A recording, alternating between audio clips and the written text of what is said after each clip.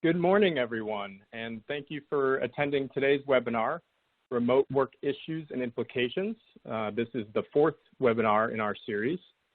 On behalf of myself and my colleagues, Susan Lorenc, Laura Jordan, and David Deterding, we are very happy that you have taken the time out of, I'm sure, your busy schedules to join us remotely this morning.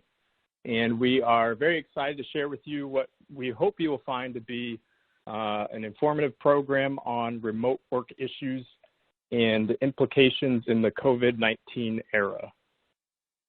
Before we begin, just wanted to cover a few housekeeping items, and I apologize if this is a repeat for those who have joined our previous webinars. If you have any questions during the webinar, you can submit them through the Q&A widget, which is at the bottom of your screen, along with a few other widgets. We will certainly try to answer your questions during the webcast, but if a fuller answer is needed, or if we run out of time, it will be answered later via email.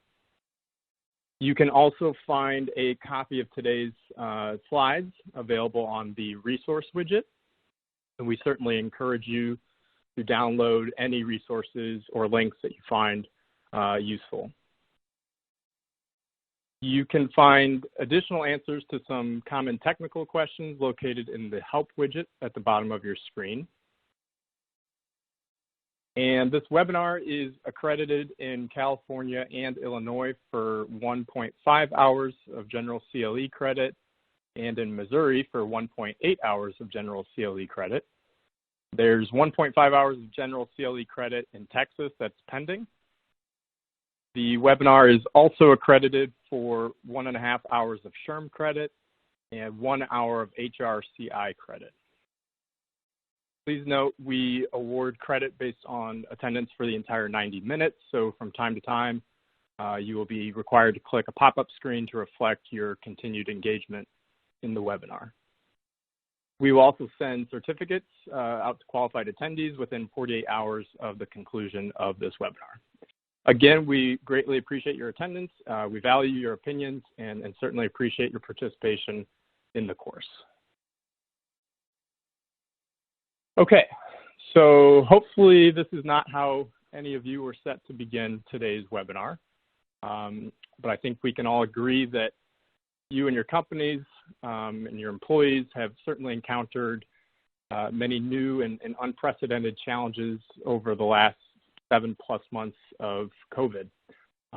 Whether it's battling a new set of distractions with children home, essentially doing e-learning, a dog barking, maybe even a dog licking your face before the start of a Zoom call like this poor lady.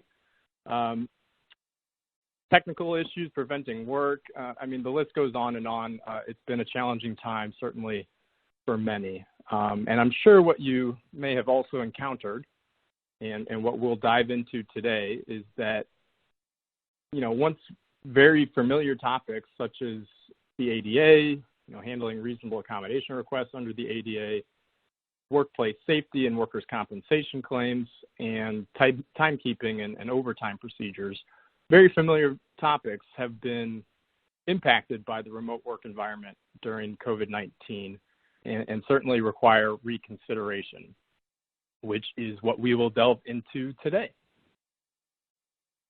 So just a rundown of the agenda.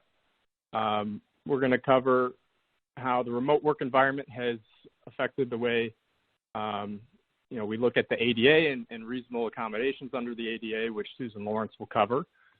Next, Laura Jordan will cover workplace safety and workers' compensation considerations during the remote work environment. And then Dave Deterding will wrap up with discussing timekeeping and overtime considerations. And then hopefully we have some time left for any questions that you might have on any of the topics we cover. And then one last thing to note before we get started on the main event here. Just wanted to highlight that, as you probably all have noticed, the legal and HR landscape during COVID-19 have certainly been moving targets. There's almost on a daily basis, there's been new laws and certainly changing guidance to consider. Just by way of example, earlier this week, Michigan passed legislation that grants immunity to employers from lawsuits filed by employees or customers who contract COVID-19, claiming it was contracted in the workplace. There's been a few other states that have done that also recently. And so, you know, that's not entirely what we're going to delve into today, but that's just an example that laws and guidance impacting the topics we do cover today, as well as others, may continue to develop as we navigate through the pandemic. So just please keep that in mind. And with that, I'd like to turn it over to Susan Lorenc to discuss remote work and ADA implications. Thank you, Ryan, and thank you all for attending today. I am going to talk about the remote work landscape through the lens of the ADA. And I thought it would be helpful to make sure that we're all on the same playing field when it comes to what the ADA accommodation process looks like. Because while the pandemic has certainly tested the boundaries, the underlying bases of the ADA accommodation process still remain in force and effect. So to make sure that we all understand what that means, the ADA requires an employer to provide a reasonable accommodation to qualified individuals with a disability who are employees or applicants for employment, except when such accommodation would cause an undue hardship. A modification or adjustment is reasonable, according to the ADA, if it, quote, seems reasonable on its face, i.e. ordinary or in the run of cases. This means it is reasonable if it appears to be both feasible or plausible. An accommodation also must be effective in meeting the needs of the individual. In the context of job performance, this means that a reasonable accommodation enables the individual to perform the essential functions of the position. An employer does not have to eliminate an essential function, i.e. a fundamental duty of that position. This is because a person with a disability who is unable to perform the essential functions with or without reasonable accommodations is not a, quote, qualified, unquote, individual with a disability within the meaning of the ADA. Nor is an employer required to lower production standards, whether qualitative or quantitative, that are applied uniformly to employees with and without disabilities. What does undue hardship mean? Undue hardship means significant difficulty or expense and focuses on the resources and circumstances of the particular employer in relationship to the cost or difficulty of providing a specific accommodation. Undue hardship refers not only to disruptive financial duties, but to reasonable accommodations that are unduly extensive, substantial, or disruptive, and those that would fundamentally alter the nature or operation of the business. An employer must assess on a case-by-case basis whether a particular reasonable accommodation would cause undue hardship. This determination should be made through a flexible, interactive process between the employer and the individual. The process begins with a request. An individual must first inform the employer that he or she has a medical condition that requires some change in the way a job is performed. The employer does not need to use any special words such as ADA or reasonable accommodation to make the request, but must let the employer know that a medical condition interferes with his or her ability to do the job. So those same rules apply in all periods of time, pre-pandemic and currently. Pre-pandemic, if an employee were to make a request to work from home, employers would often disagree about the feasibility about working from home and would frequently emphasize the importance of things like FaceTime or interacting with coworkers.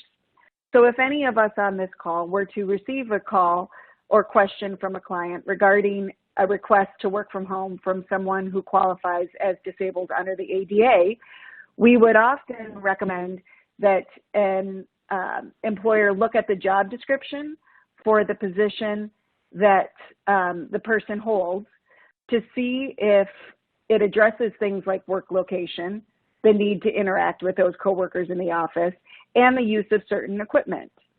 If the job description provided those qualifications in advance. Those would be helpful tools to potentially indicate that work from home request would be an undue burden.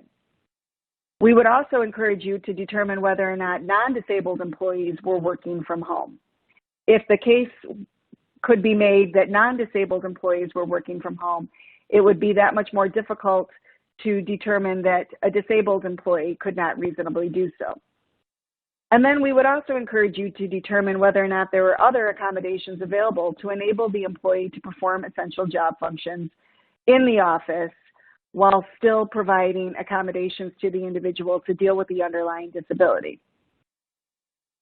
When looking at whether or not someone is disabled under the ADA, we have to be thinking very broadly, because disability is defined as anything that impacts a major life function. Several years back, the ADA was amended to really broaden out the definition of disabled, such that we are very hard-pressed to make any sort of determination that someone does not qualify as disabled under the ADA. I see there's a question about how disabilities have been redefined under the ADA in this period of COVID, and we will address that at the end. But now that we're in this situation where everybody's working from home, we're in a trickier position when it comes to this same analysis that we previously discussed about attacking one's request to work from home. So how will this forced remote work arrangement impact future ADA requests to telework in a post-virus workplace? On September 8th of this year, the EEOC issued some guidance, which should come as a great relief to many of us on this call, because it specifically provided that a company's decision to have its employees telework during the pandemic does not automatically mean that telework is a reasonable accommodation post-pandemic. What does that mean? The EEOC went on to explain that that same ability to work from home, while not dispositive that someone should automatically be granted the right to work from home post-pandemic, could be illustrative going forward. Assuming all the requirements for such a reasonable accommodation are satisfied, the temporary telework experience could be relevant to considering the renewed request. The questions, the EEOC guidance came in the form of a Q&A, and you see on your screen there is a link to that same Q&A that I strongly encourage everyone to review at the end of this. The questions posed relevant to this issue deal with two specific situations.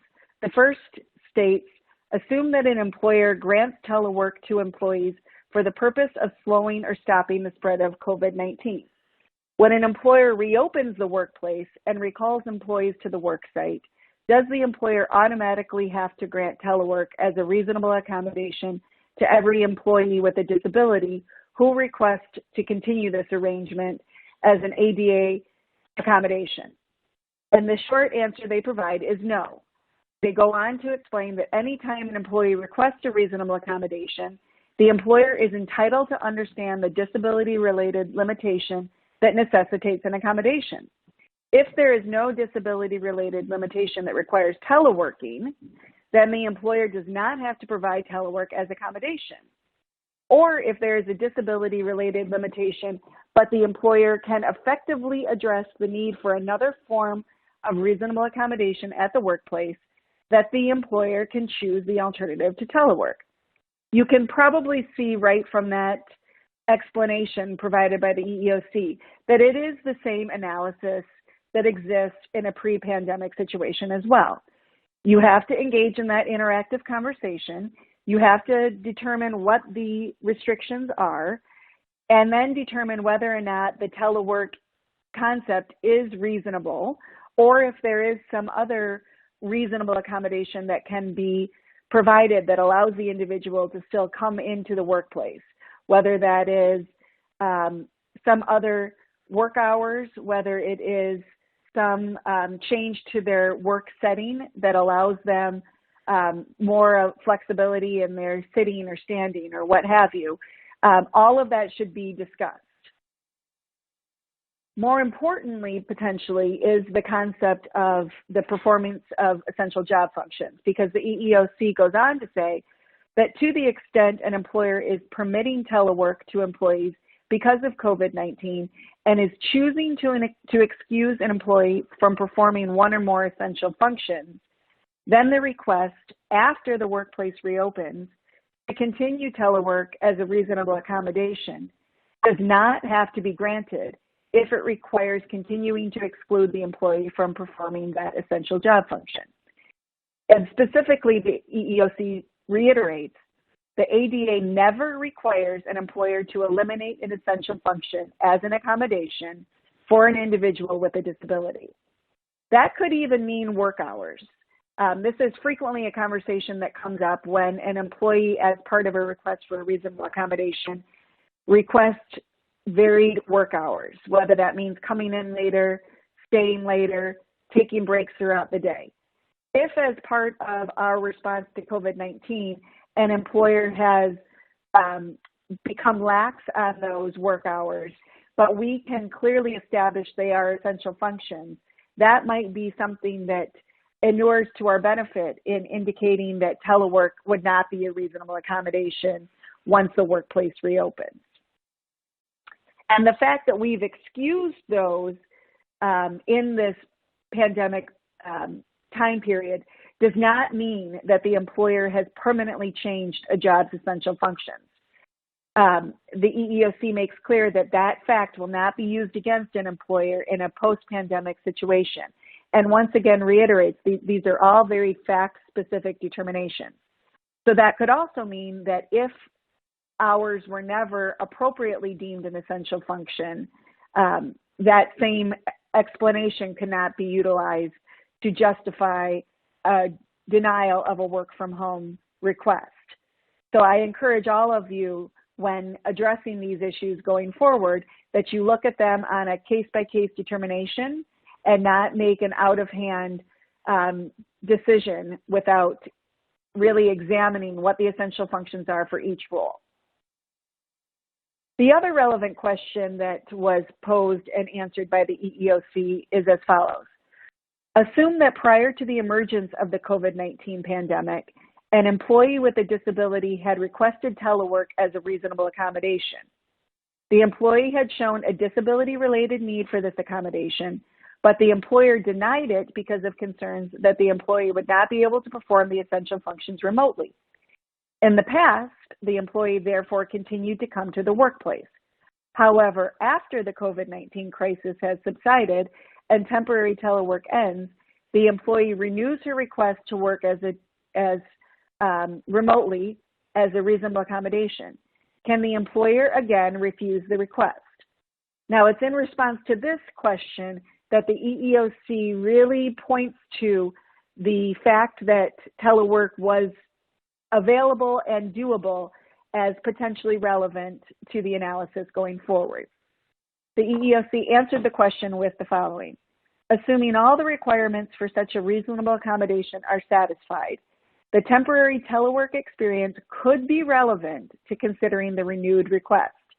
In this situation, for example, the period of providing telework because of the COVID-19 pandemic could serve as a trial period that showed whether or not this employee with a disability could satisfactorily perform all essential functions while working remotely. And the employer should consider any new requests in light of this information. And once again, the EEOC reminds us, as with all accommodation requests, the employee and employer should engage in a flexible, cooperative, interactive process going forward if this issue does arise. So unlike the first question posed, this scenario presumes that the employee had previously asked to work from home and we'd rejected it, and now we've allowed it to occur. And it's understandably so, pointing to that experience as relevant. What would also be relevant, I would argue, is the experience itself. Was it workable? Was the employee able to perform the essential job functions? Was the employee performing it to our reasonable satisfaction? Again, given that this is on a case-by-case basis, we should be prepared to use, as the EEOC put it, this trial period and all of its experiences, good and bad, as relevant in determining any renewed request. So what does this all mean for us going forward? From a best practice perspective, I strongly recommend that we heavily document this telework experience for all employees, but especially those who had previously made a request to work from home pre-pandemic that had been rejected and some other accommodation had been provided. Because we can clearly envision that once we are directing our employees to return to work, those same people will make a renewed request. So keep notes about the way in which those employees are performing. How timely is their work coming in? How effectively are they communicating with us? Has their performance met our reasonable, satisfactory standards?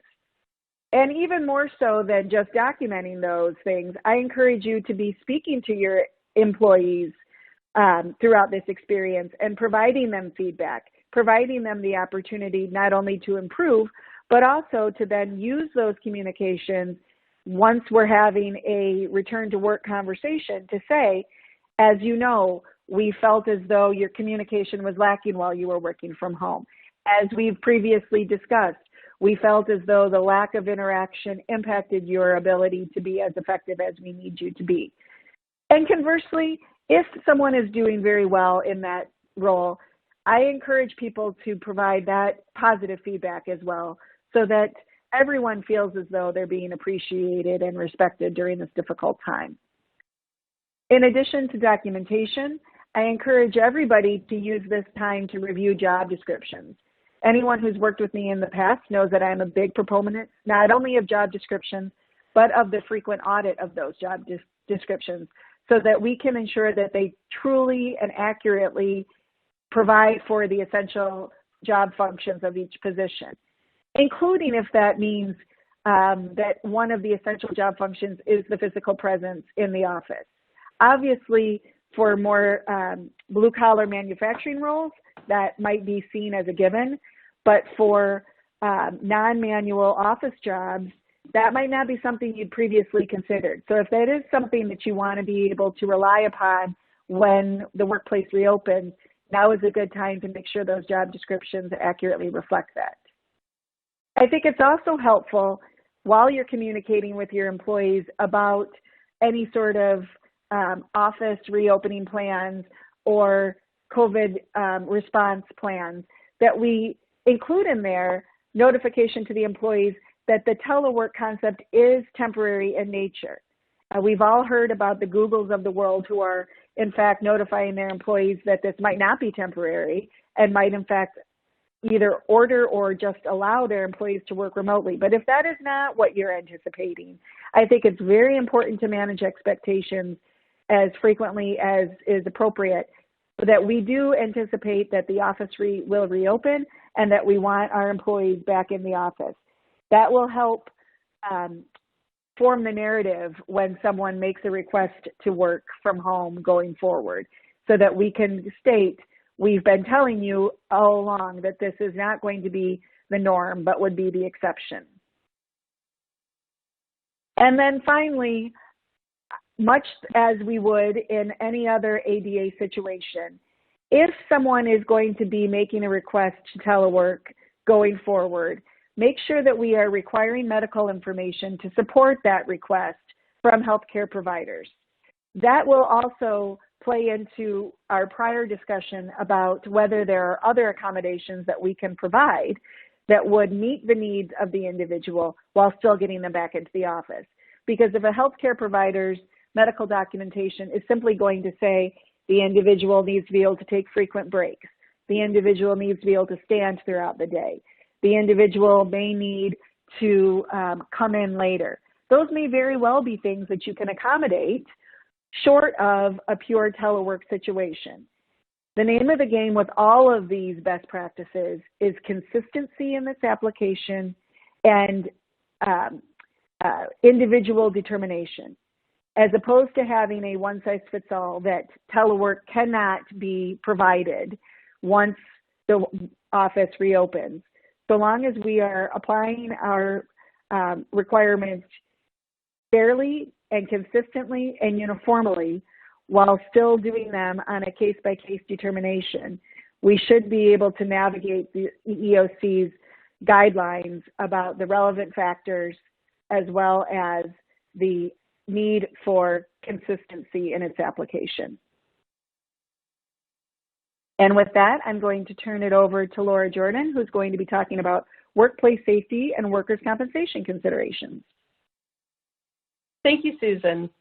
First, I want to note we do see questions coming in, and I would encourage all of you participating today to post your questions. We've allocated time towards the end to address those, and we'll be keeping an eye on them and try to field them.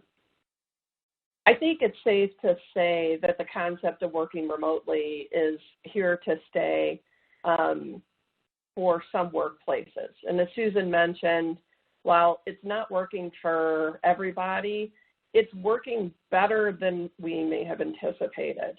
And some employees are feeling rather entrenched at the concept of working remotely on a going forward basis. This is, of course, a significant pivot that is making us take a second look at a lot of laws governing the workplace as the workplace becomes redefined. In particular, how are we going to govern safe workplaces in a post-pandemic environment? So I'm going to talk to you today about workers' compensation and OSHA, because those are the two kind of workplace safety laws we really think about when we're worried about injury prevention and addressing injuries. But before I do, as Ryan gave you a disclaimer at the beginning, no good lawyer would start without another little disclaimer. And in this case, this is really important because as it pertains to workplace safety, we're really building the plane and flying it at the same time when it comes to the remote work environment. The massive and abrupt shift to remote working due to the pandemic has largely left it to employers to make things up as we go. And that is for sure the case with lawmakers as we see executive orders and regulations being pushed out, retracted, redrafted, and litigated. I don't see the evolution of this settling down quickly. I think things are going to keep changing quite a lot until we see what post-pandemic normalcy looks like. But we will talk to you right now about what we know at this time with an important advisement to stay tuned. So like Susan, I want to start with the basics. The Occupational Safety and Health Administration governs all workplaces and deals with, really, their mandate is to ensure a safe workplace for employees across the United States. Every employer has a duty to maintain a safe workplace, and the General Duty Clause from OSHA requires that the workplace be, quote, free from recognized hazards that are causing or likely to cause death or serious physical injury or harm. This is a primary enforcement directive from OSHA. It's not new. The General Duty Clause has been in place since February of 2000. And the General Duty Clause covers every recognized workplace hazard that may not necessarily be addressed by a specific standard. It means that this mandate is a catch-all.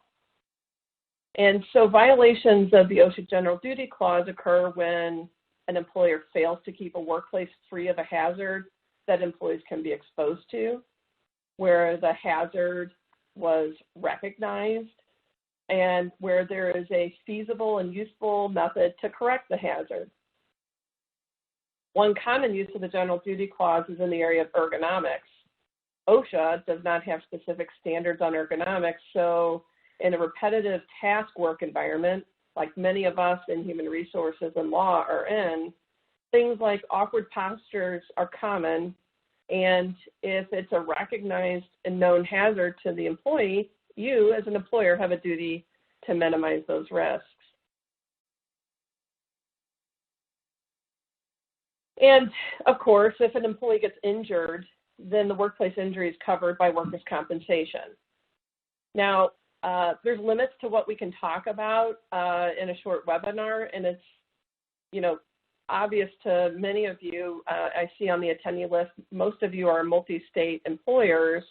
Workers' compensation laws are very state-specific, but there is a general common denominator for all workers' compensation laws, and that is that the injury is compensable and a worker is entitled to recovery if the injury arises out of and in the course of employment.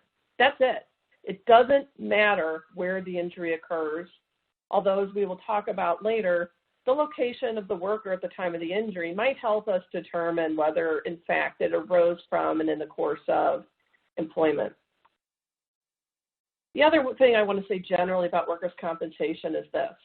We don't want workers to be injured, but I would suggest to you that a bad outcome of a workers' compensation claim is not as bad as an alternative of a worker bringing a general tort lawsuit. In other words, workers' compensation is not the worst case claim you can get because the remedies are defined, and many states, if not most, provide that when a worker gets a physical injury as a result of work, the sole and exclusive remedy of workers' compensation, the sole and exclusive remedy is workers' compensation damages and coverage, and it forecloses many of the traditional no-cap injury lawsuits you hear about. So when a worker complains to you that they've been discriminated against, there is a laundry list of recovery. There's lost wages, there is injunctive relief, there is attorney's fees, there are emotional distress damages, and potentially punitive damages. Those don't exist in workers' compensation.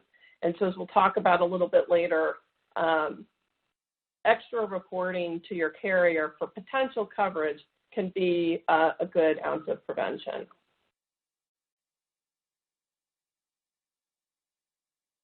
Given the OSHA general duties and the recovery of an injury to workers who are hurt, irrespective of the location, it is an inescapable conclusion that employers carry some exposure to the home workplace. Candidly, we really today don't see a lot of work-at-home claims for a couple of reasons. First, employees generally in the pre-pandemic environment wanted to work at home. Employees who were working from home had requested it or had been provided as an accommodation to a worker who needed it. People who want to work from home want to maintain that environment and make it a long-term workable arrangement. They tend to ensure that it's avoidable, it's free from risks, and happy employees don't want to mess up a good thing.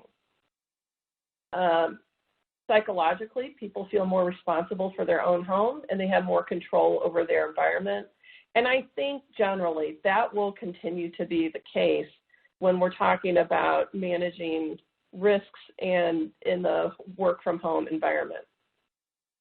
But if you're like many employers, you're realizing that working from home may be a more normalized arrangement in the future.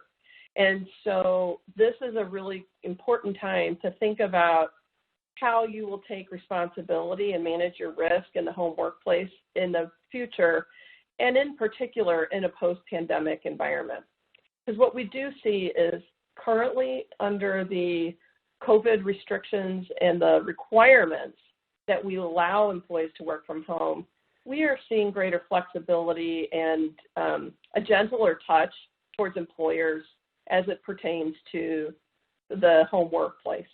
We were forced into this situation through executive orders to stay at home.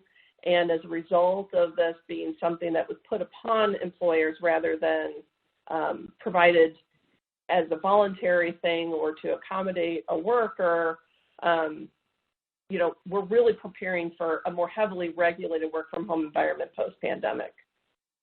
But even today, you need to realize that you are responsible for hazards created by you as the employer for having the employee from work from home. So this means that you're not going to be responsible for the employee's toaster in the kitchen, that they burn toast and might catch a kitchen fire. But you would be responsible for an electrical problem created by you overloading their outlets with too much equipment, knowing that they couldn't accommodate that without some additional assistance. And you would be responsible if an employee got hurt while performing their work. So what type of risks are we talking about? Again, while we don't see a lot of the claims today, when we do, keep in mind they're very hard to defend, since you have a situation in a work environment where the employee has total control of the work environment, and that also means they have total control of the evidence relevant to the claim. Most of the risks come from employees who don't have an appropriate workspace to work from home. And this is particularly the case right now when we rushed home to perform work from home as a result of the pandemic. There wasn't a lot of thought put into how we were going to start working.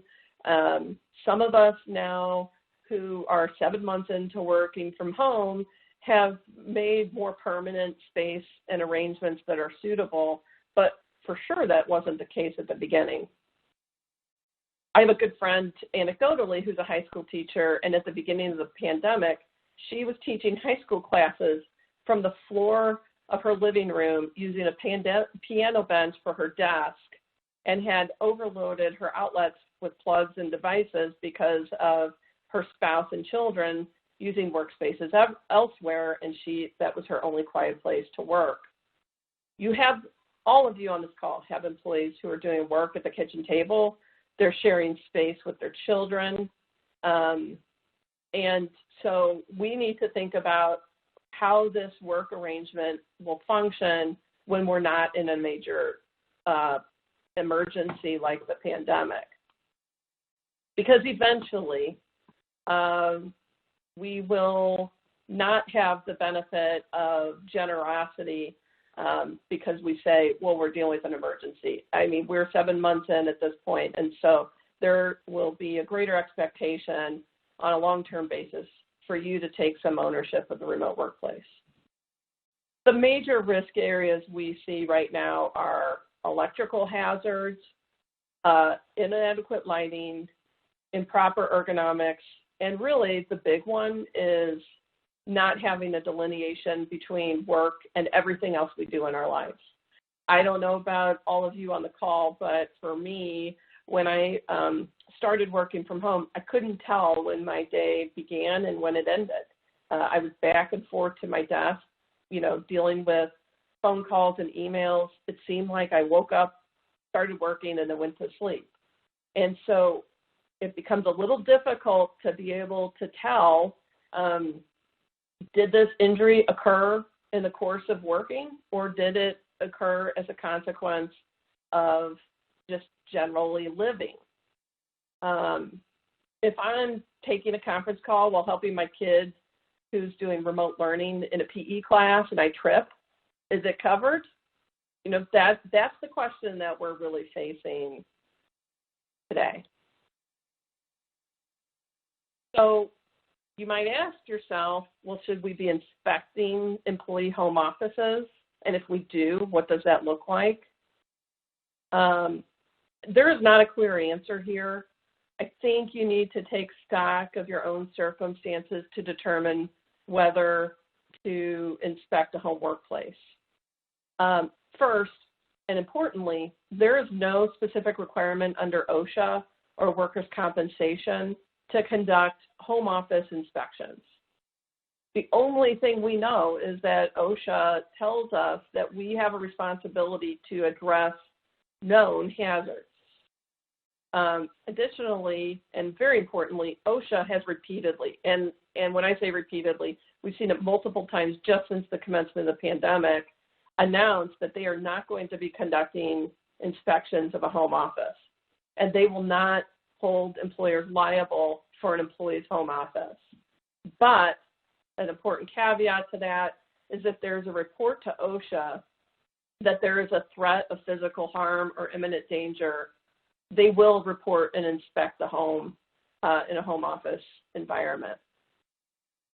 And even though if OSHA doesn't inspect, you still have to consider how the home workplace may risk worker injury and the claims.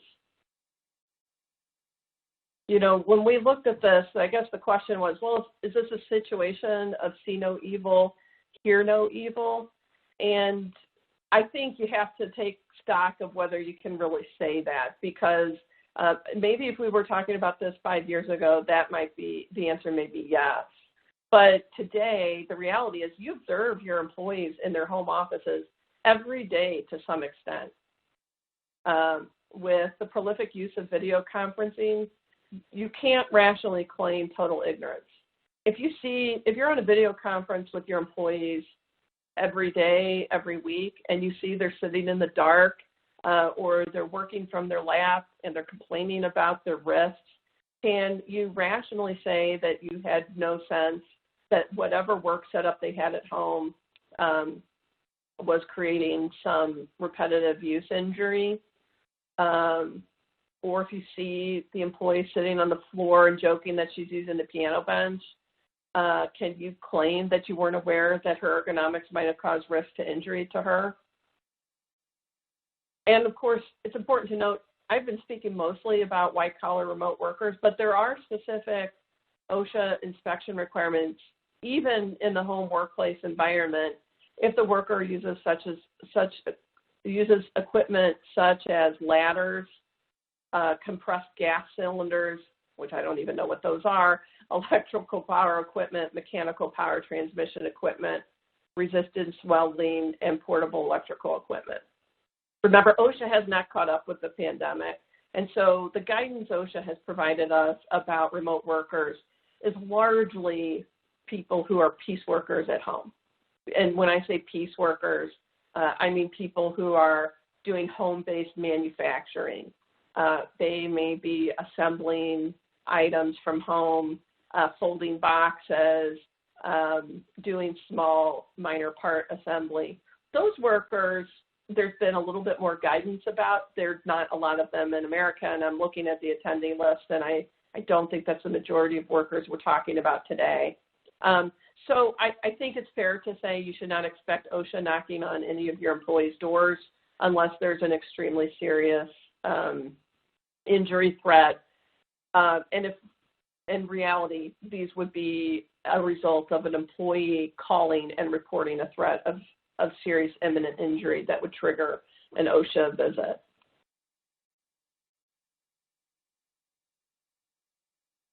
But when you're considering whether to inspect an employee home office, I guess the other thing I would say is think about the psychology of an inspection. Remember, many of your employees who are looking to work remotely on a permanent basis are doing so with the understanding that it's something beneficial to them that they want. It could change an environment. If you're one of the companies who are, like Google, are potentially mandating remote work arrangements, we could see a change in psychology about remote working, but so far that's not what we're hearing. The more you get into the business of the employee's home, the more the employee will perhaps change their psychology about how much they think you're responsible for it. So there's it's a narrow line to walk about how much you do to protect yourself without, expanding the inference about how much you're responsible for the home workplace. But I think there are a few things you can consider doing that are not overly invasive. You can ask an employee to photograph their permanent home workspace so that you have a record of their setup, an inventory of their equipment, and you can look at it and consider whether there's risk issues. You do want to make sure that they have adequate equipment and power sources. You can look for ergonomic risks. You don't have to, videotape and do a time and motion study for all your workers. That's not the case. But I think you can communicate to the employees that you expect them to set up their workspace with appropriate ergonomics and to tell you if they're not appropriate. Likewise, you can ask an employee to ensure that they have proper power sources and certify that they do. and report if they don't. And so it puts a little more responsibility back on the employee. And that can be a fair thing to put some shared responsibility on you and your employee in terms of how to maintain the safe workplace. So what happens if a worker is injured at home? This is a true story, and I'm going to embarrass myself for the sake of keeping you awake. Early in the pandemic, while I was on a call with a client, I innocently heard my doorbell ring and went to pick up my seemingly daily Amazon deliveries, and I tripped out my front step and I broke my foot. And in the package, because this is kind of relevant to the scenario, was our monthly subscription of paper towels.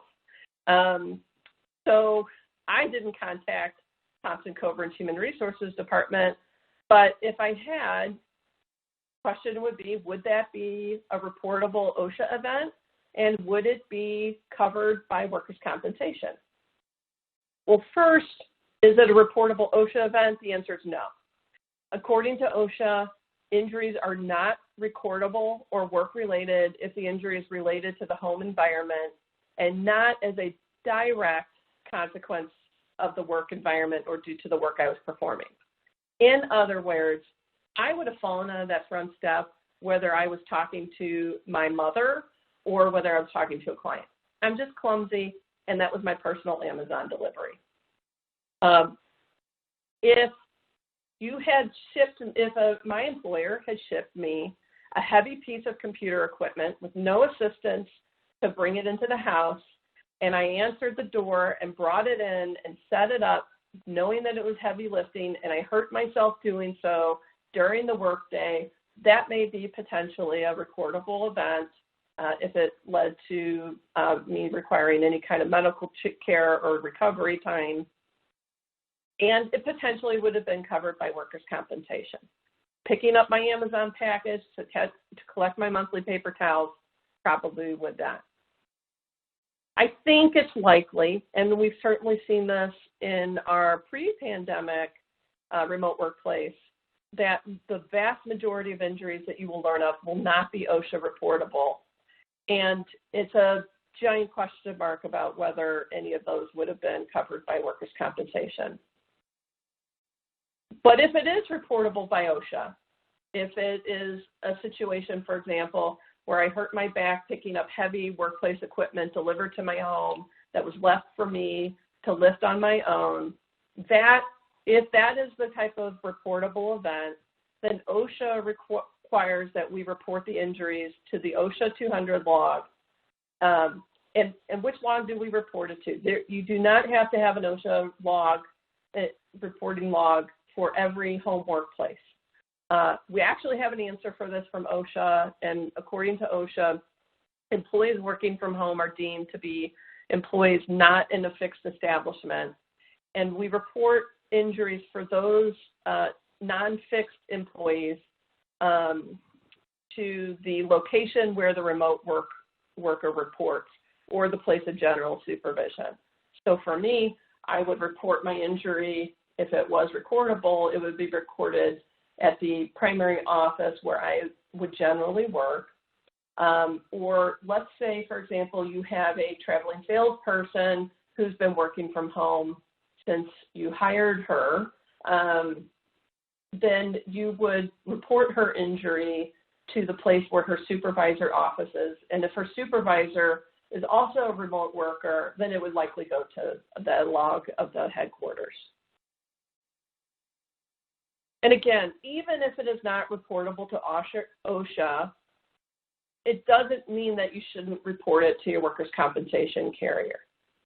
Remember, reporting a worker injury to your carrier does not presume coverage, but coverage may be denied if you fail to make that report.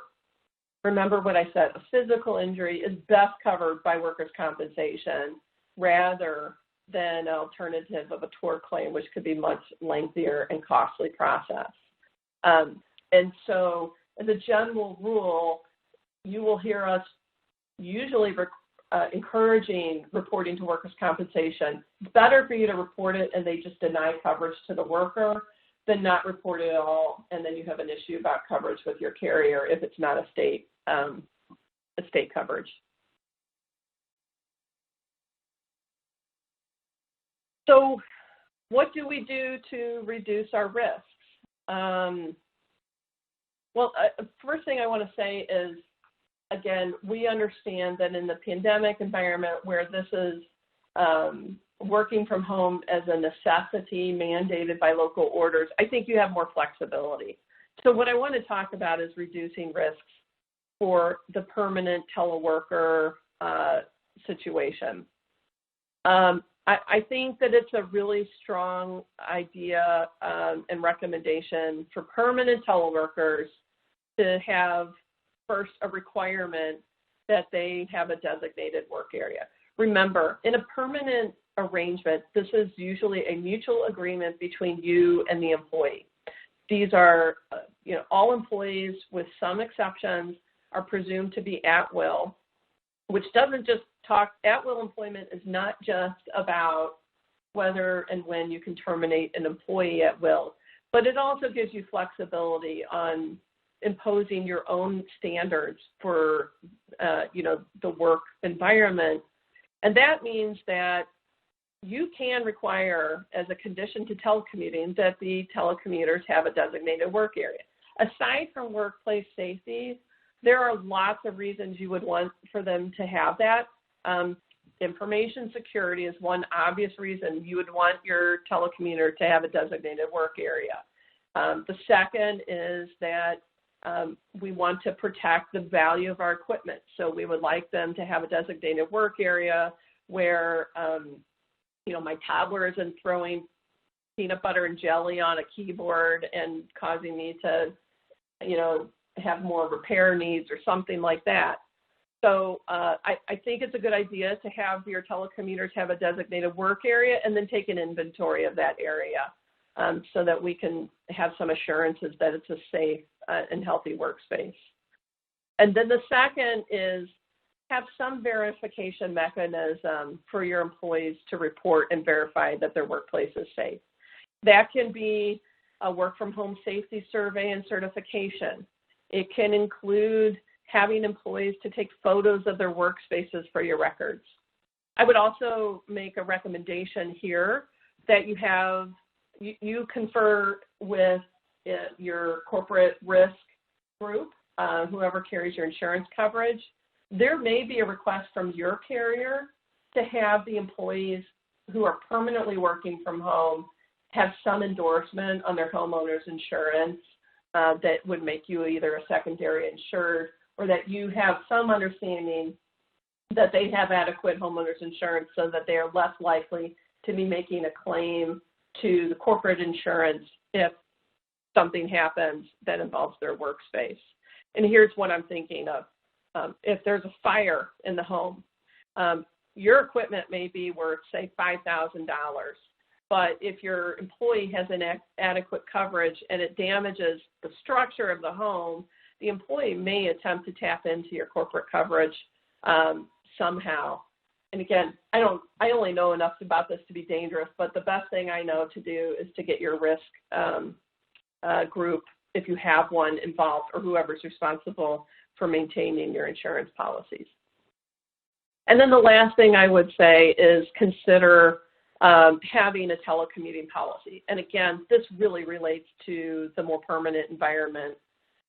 You want, to the best that you can, to define the workday to clearly delineate when work activities are being performed.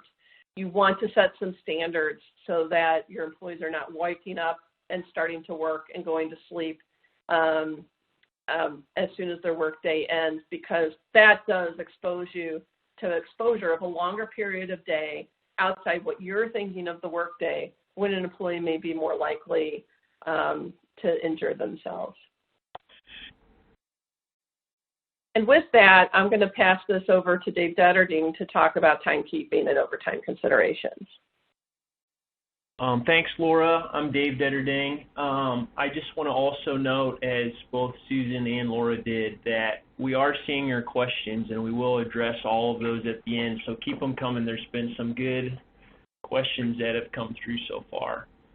And similarly to what Susan and Laura have talked about so far, I'm going to talk about another big key to remote work, and that's timekeeping and overtime-related questions. We're going to go through this kind of generally, and then if we have time at the end, we can get a little bit more specific with anyone who has questions. So we'll go from there. All right, so as just kind of a general consideration, the Fair Labor Standards Act still applies even during these crazy times. So we can't just throw it out the window even though we may want to. Even under the condition of remote work, there's still no limit on the total number of hours an employee can work during a given work week. So we've had some clients call in and ask about, is there new limits on the amount of hours an employee can work from home, and the answer is no. The Fair Labor Standard Act regulation on that is still current. Further, under the FLSA, employers generally have to pay employees only for the hours they actually work. That's still in effect, whether at home or at the office.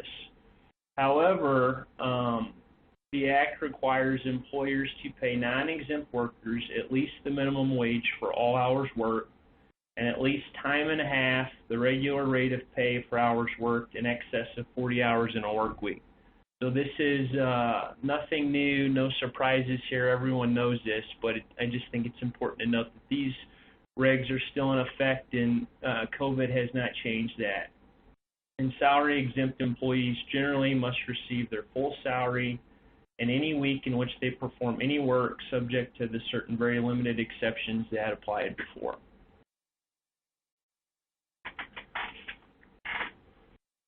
All right, so calculating hours for remote employees. Generally, this is calculated just like work at the work site. Work performed away from the primary work site, including at the employee's home, is treated the same as work performed at the primary work site for purposes of compensability. Therefore, you must compensate your employee for all hours of remote work actually performed away from the primary work site, including overtime work, and in accordance with the FLSA, provided that you knew or had reason to believe the work was performed. So this is the same standard that was in place before, but obviously there's a little wrinkle with the provided that you knew or had reason to believe the work was performed. When employees are working from home, they're not outside of your office where you can see them through the glass window to see what they're doing. So this is the wrinkle we have here with remote work. And this is true even of hours of remote work that you did not authorize. So you must compensate your employee for unreported hours of remote work that you know or have reason to believe had been performed. However, you are not required to compensate your employee for unreported hours of remote work that you had no reason to believe had been performed, that is, where you neither knew nor should have known about the unreported hours. So the question becomes, how do you know what you should know when they're working from home? One thing I would say, kind of as an aside, is that if you're looking for a way to kill a few hours, or I guess you could even do it for a few hours, in an entertaining way, Google remote work pictures, and the stuff that pops up is crazy. It's various levels of appropriateness, but there's definitely some funny things in there. If you're going to present any new policies to your employees, I would recommend doing that. So here we have a picture of, I think this is Thor from day 1 at home to day 5, and I think we all understand what he's going through because we've been going through it as well. So the key to this issue of how do I know what I should know about what my employees are doing is tracking time. So some employers had good policies in place pre-pandemic with regard to timekeeping. But a lot of employers, just on the basis of the way that their companies worked, were asking employees just to punch a clock on the way in or the way out. Simple, effective. It's been going on like that for many years, and it's worked, so why change it? But in these times, with so many employees working from home, timekeeping policies likely need to be updated in order to ensure that compensable time is being adequately captured. A little work on this on the front end will save a ton of pain in the long run, which we've already seen from people calling in. Preparation and making sure your employees understand any changes to the policy, and especially what the policy is worth the effort early on, because once you have a problem, it's usually not going to be with one person. It's going to be a big pain. So when you're thinking about how to update your timekeeping policies, I kind of recommend that people use the 3 C's of clear, concise, and consistent. So as we know, our employees are already going through a ton of changes during this pandemic. They're maybe working from home for the first time. They're dealing with at-home learning with kids. They may be caring for a relative who has contracted COVID or some other illness, and it's just everything is a whirlwind and different. And even though we're 7 months in, for a lot of people, this is just a very challenging time. So the last thing we want to do as employers and HR personnel is make things harder on these employees than they already are. And one of the ways we can ease the burden here is to make sure that any changes to our timekeeping policies are as clear and as straightforward as possible. In addition, consistency is something that we want to do if at all possible, especially along job roles. Consistency is key not only for the employees, but it helps HR personnel who are tasked with compliance. The fewer exceptions and rules that they have to be aware of, the better. So that's all considerations that we need to take into account when putting together timekeeping policies for remote work. It's also very important to make it explicit to your employees in any new policy that all overtime work must be requested and approved beforehand. This is a good practice anyway, but especially when people are working at home and we're responsible for knowing how many hours they worked, whether it's necessarily accurately reported or not. One way to avoid problems later on is to make sure that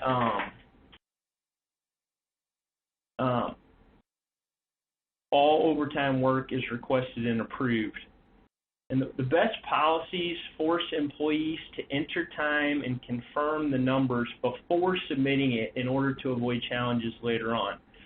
As many checks as the employee has and that they can say, yeah, this was my time, I inserted it, I'm confirming that it's correct, any kind of pre-checklist they can go through if they need to work overtime that gets approved and they acknowledge that they understand it is the best practice. And, your counsel can help with this and provide advice on what we're seeing in the industry and during this current pandemic. So under the DOL's regulation and its continuous workday guidance, typically all time between the performance of the first and the last principal activities of a workday is generally compensable. So that's our general rule pre-pandemic, and as a general rule, it still applies. However, the Department of Labor, just like the EEOC, has issued some guidance during COVID, and they have recognized that applying their continuous workday guidance to a remote working arrangement would discourage needed flexibility during the COVID-19 emergency. So the Department of Labor, at least as of now, understands that employers are trying to be flexible with their employees, and they want to encourage that flexibility, not discourage it. So as a consequence of that, the DOL has stated that an employer that allows employees to remote work with flexible hours during COVID-19 emergency does not need to count as hours worked all the time between an employee's first and last principal activity in a workday. So what does that mean? I think the best way to kind of describe it is to look at some examples. So one of the ways in which a remote working employee could use flexibility is for a child who is at home learning every day, or maybe they're on the 1 day on, 1 day off program. And if it's a smaller child, they may need help performing their at home learning. So an employee who takes large chunks of time off during the day to help with at-home learning or to care for a sick family member should be compensated, according to the Department of Labor, only for the hours during the day that they actually performed work for the employer. So in our scenario here, let's assume that the employee agrees to a remote work schedule and they're working 7 to 9, then 11 to 3, and then maybe 7 to 9 at night. And in the intermediate times, they're helping their child with at-home learning. The Department of Labor encourages this for a lot of reasons. It's an employee-friendly arrangement. And this situation, for example, would allow your employee to teach their children if the school's closed, or reserve for work times when there are fewer distractions even. So maybe, my kids are at home and awake from 3 to 7, but then they go to bed and I'd like to perform, 2 or 3 hours of work after that. According to the Department of Labor, obviously you must compensate your employee for all hours they actually work. So in this example, they've got 2 hours in the morning, 4 hours around lunchtime and after, and then 2 hours at night for an 8-hour day. But as opposed to the continuous work day, where they started at 7 and ended at 9, which would be 14 hours, the Department of Labor has said in this scenario that the only compensable time for this person is the 8 hours that they actually perform the work. So in a scenario like this, you can see how important accurate timekeeping is. So what we've been recommending for anyone who's allowing their employees to work a flexible work schedule like this is to actually require them to submit the schedule beforehand for approval. Now, depending on what the job task is, they may have a ton of flexibility with respect to the hours, what hours they're actually working. You may not care if it's data entry or something like that. It may not matter if they're doing it at midnight or noon. But with respect to other jobs, especially if they need to be available on the phone, you might want them working more typical business hours. So the best way to handle that, again, is on the front end by asking them to submit. Either they can submit a proposed work schedule, or you could send a proposed work schedule to them saying, this is the range of hours where we need you to work. If that can get approved beforehand, it saves a ton of problems later on when you're trying to get a hold of them at 10:30 and nobody's answering the phone. Well, if you have this approved, then you know, okay, this is when they're doing their at-home learning, and it gives you an idea of when you can get a hold of these employees and gives you some evidence that you know when they're working and that the timekeeping is being done correctly.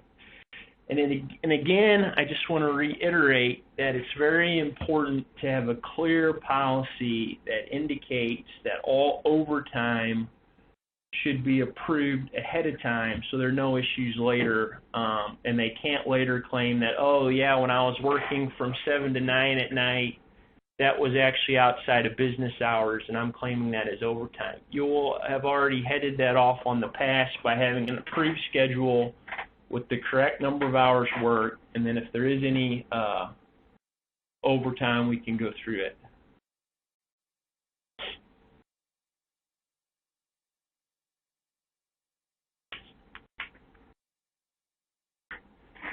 And another consideration is some states and some local governments have generated programs whereby certain employees, first responders and whatnot, and even essential workers can get an extra hazard pay benefit from the state or local government. So, as we noted earlier, the FLSA still requires employers to pay non-exempt workers at least the minimum wage for all hours worked and at least time and a half the regular rate of pay for hours worked in excess of 40 hours in a work week. The additional considerations that we've had some questions about here are this hazard pay, especially if it's a government benefit. So, for example, a question that we got is if an employee is offered hazard pay for working during the COVID-19 pandemic, do we have to consider that as part of our pay rate for the purposes of overtime? So there's actually a clear answer to this from the Department of Labor, and they've said that payments the employer provides to an employee to perform work constitutes compensation for employment that must be included in the regular rate, subject to the certain exclusions. None of those exclusions apply to the incentive payments described above, and what they're talking about is the hazard pay from a local or state government. Under the FLSA, only compensation for employment must be included in the regular rate used to compute overtime pay. Hazard pay and other incentive payments for working during COVID-19 emergency that the government provides directly to employees are not compensation for employment that must be included in the regular rate. So if you have employees who are in one of the jurisdictions where the government is supplementing pay to essential workers, so say, for example, they make $10 an hour and they're getting a $2 an hour bump from a state or local government, and that person works overtime.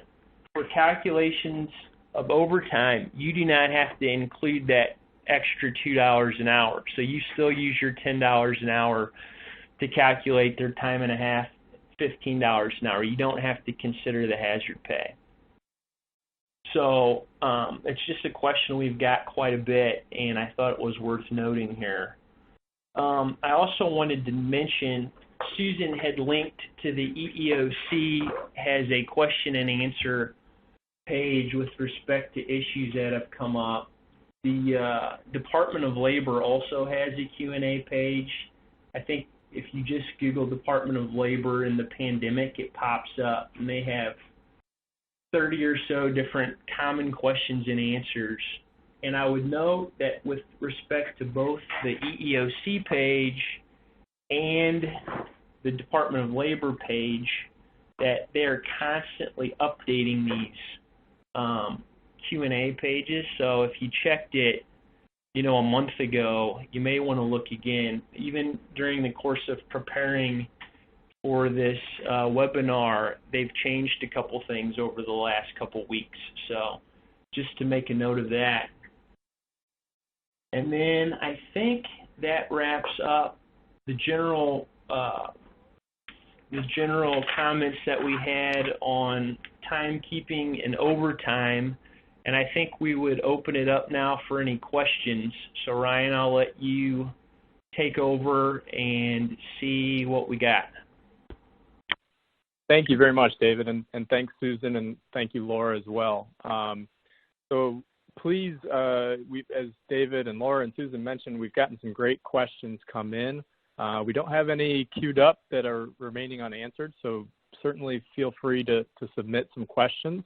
I've got a few questions for presenters, but certainly want to get to all of your questions and make sure we've addressed those. So please submit them if you have any. Question for Laura. So some states we've seen have amended their workers' comp laws to include COVID-19 as an illness that would be presumed to be covered under the workers' comp statute. Let's assume an employee is working remotely and contracts COVID-19. What should we tell that employee if he or she asks whether their illness, the COVID-19 illness, will be covered under workers' comp? Thanks, Ryan. You know, as I mentioned earlier, and as you know, it's at a state level that there are workers' compensation coverage presumptions being applied. And what it means by presuming that it's covered is that when a worker contracts COVID under certain circumstances, they're entitled to the benefit of an assumption that they contracted it in the course of performing their work and as a result of performing their work. And so it's a presumption, it's not a strict liability standard, and that means it's rebuttable. There are currently 14 states that provide some level of presumption of workers' compensation coverage, and they vary widely of what that presumption means. As Dave mentioned, you know, a lot of the protections are being afforded specifically to first responders, but and where we've seen the 14 states providing the presumption, almost all of them relate to presumption for first responders while performing their work. But all the others also add essential workers who are working at a work site. And the only standout among the 14 states is Wyoming is giving a presumption to all workers. But again, as I mentioned, that presumption is rebuttable. And that means that when a worker is working from home, we expect to see a strong ability to rebut the presumption that they contracted COVID as a result of their work because they're only working at home. They're not exposed to the work site of the employer, nor are they exposed to coworkers. And the only place that I have seen when I was preparing for this that has squarely addressed coverage for workers' compensation for work from home workers is in California.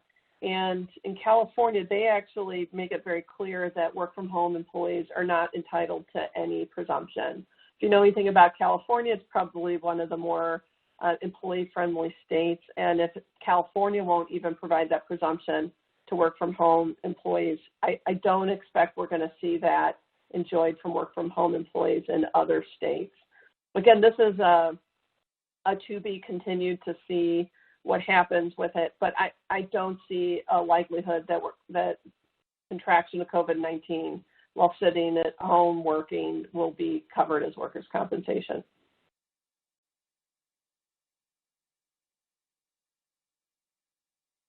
Great. Thanks, Laura. Question just came in. Susan, I'll put this to you. Are there any laws that require employers to reimburse employees who work at home and use their own equipment, such as a computer, phone, etc., where no company equipment is provided?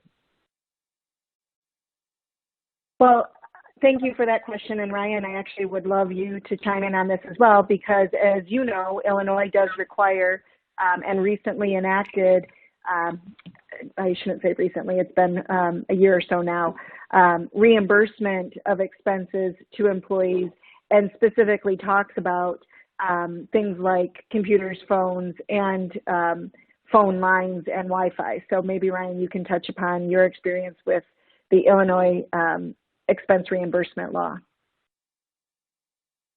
Absolutely. So Illinois and actually California, Illinois was modeled closely to California, have laws that, and of course are pretty vaguely worded, that basically say the employer has to reimburse employees for reasonable expenses that are incurred within the course of their employment, so within the scope of their employment. So in the remote work setting, if an employee is using, let's say, their cell phone, their own personal cell phone, and using it for work, responding to emails, calls, what have you, under just the law in California and Illinois, you would need to reimburse the employee for the cost of using that. However, there's one big caveat under Illinois, that you can still maintain an expense reimbursement policy and reimburse employees pursuant to that policy.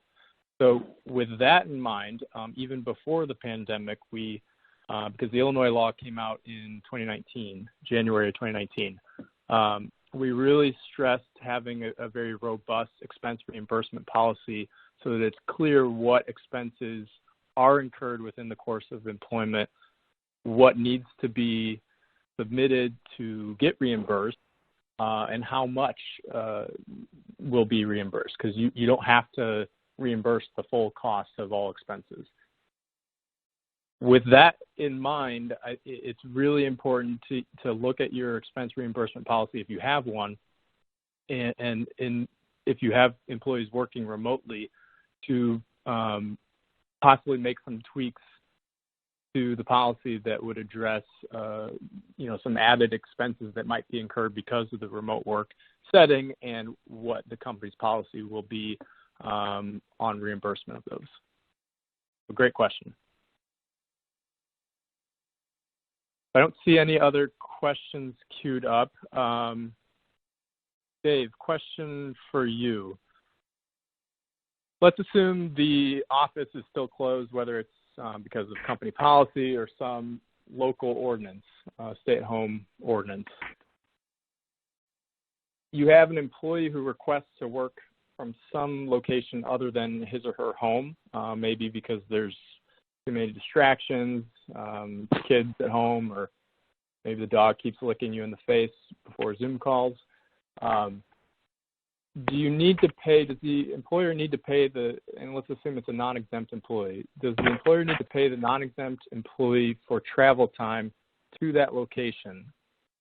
And assuming the company allows that practice, what are some pointers you would suggest to manage that situation?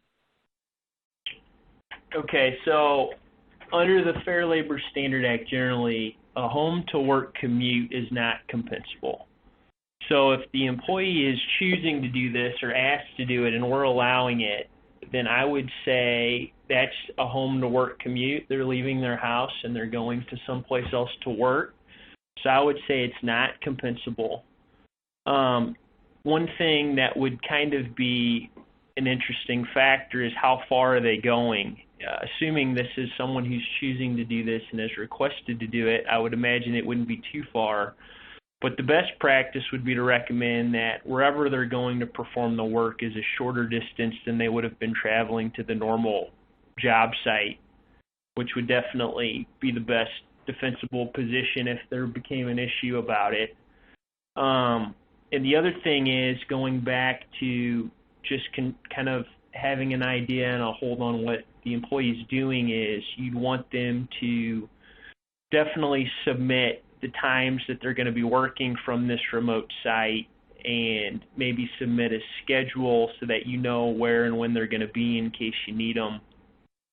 And just make all this clear beforehand as part of the discussions on whether you're going to allow it or not. And that way, once the decision's been made, one way or the other, all parties are clear on the rules beforehand, which will save a ton of trouble down the road. So that's what I would say to that. Perfect. A follow-up question to that, which just came in, Dave. What if an employee works from another location other than home and has internet issues at that location and performs no work? Do you have to pay them for hours not worked? And there's the caveat, obviously, that salaried or exempt and non-exempt might be handled differently.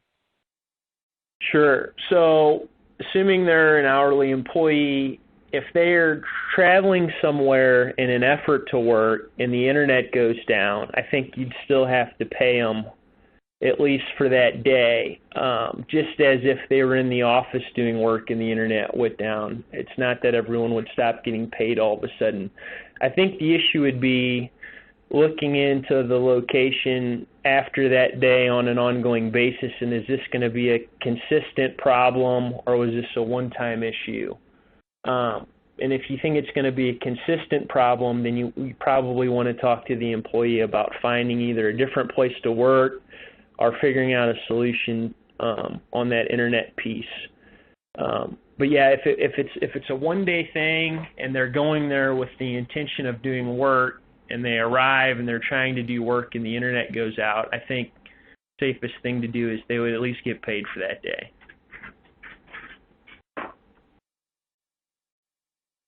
Okay, great.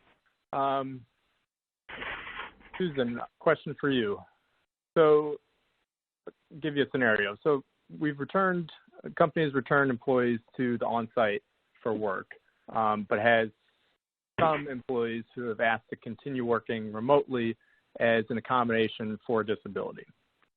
You have a number of non-disabled employees who have expressed that that's unfair, that they have to return to the on-site work during the pandemic when some of their coworkers are able to continue working remotely. What may we tell a disgruntled employee who has returned to on-site work and believes that it's unfair that some of his coworkers or her coworkers continue to work remotely during the pandemic? Great question. I think the name of the game is to make sure that we are cognizant of the rights of the individuals who are at home because they have a disability, and make sure that we're not disclosing any information to those disgruntled employees that would indicate that the individual or individuals are home because they have a disability, or because they have a disability that entitles them to a reasonable accommodation under the ADA.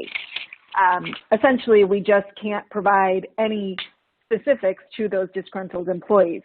So I think that it's an opportunity to talk to the employees about why they're feeling that way, and is there some reason why they feel as though they need to be at home.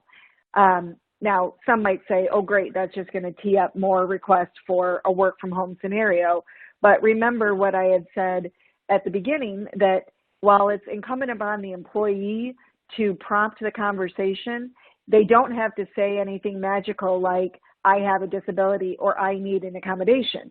So it's possible that by teeing up the conversation and expressing their frustration that they're not able to work from home, they could be providing us with the necessary information to put us on notice that they might also have the need for a reasonable accommodation. If, however, they just express that they're disappointed or frustrated that employee John Doe gets to work from home and they don't have any reason why they need to work from home, they just like it and they wish they could, well, then we also know that they aren't making a request for a reasonable accommodation and they're not putting us on notice of any disability, and I would document that response. Ultimately, I think it's advantageous to let the employee know that we understand and appreciate their frustration, but to please know that we are doing what we know that we need to do to comply with law and to act with legitimate business reasons in doing so. And that while we can't provide them any specific information, to please trust that we have the best interest of all our employees at heart. Great, thank you. So I think we might have time for one more question. Dave, I'll post this to you. What if they are working from home and the employee's internet goes out? And let's assume it's a non-exempt employee. Do we have to pay them? Okay, so if you're working from home and the internet goes out, the regs say you have to pay them for all hours actually worked. So if they're not doing any work per the regs, you wouldn't have to pay them. It's a little different in the previous scenario if they're actually driving to a place to do work and then it goes out. If they're at home, it's more of a tighter question. I guess the best practice would be to talk to them and see if there's any other, assuming their phone still works, see if there's any other work they can do that doesn't involve being on the internet. If there is, then you can have them do that work. If there's no work that they can do, then and they're not doing any work and they're at home, then likely it'd be a little closer call, but I could see an argument that you would not have to pay them for that work, for that lack of work, I should say. Okay, great. Well, I think we're just about nearing the time. We really appreciate everyone's participation in the webinar. There were some really great questions that came in. We hope that everyone found this to be beneficial. Just a reminder, please complete and submit the survey that we'll display at the conclusion of the webinar. Again, we hope you enjoyed today's session, and please join us for our next webinar in the series, which is the 5th in the series, which is going to discuss a Supreme Court review, and that is next Thursday, November 5th. So thank you, everyone, and we hope you have a great rest of the day.